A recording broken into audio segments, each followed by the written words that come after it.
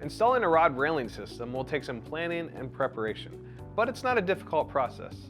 However, you'll need to make sure you have adequate blocking since the rods you'll be installing are under tension.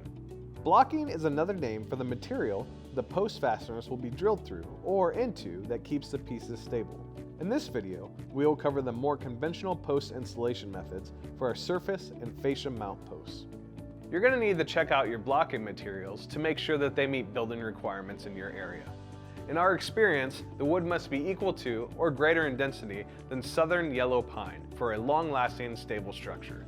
Check out this graphic to see what will work. Check with your local lumberyard to ensure you purchase decking and blocking that will hold up to the demands of a tensioned railing system. Pre-drilling may be required to prevent splitting the wood. Structural pieces must be secure without any movement, or your fasteners and post system may fail.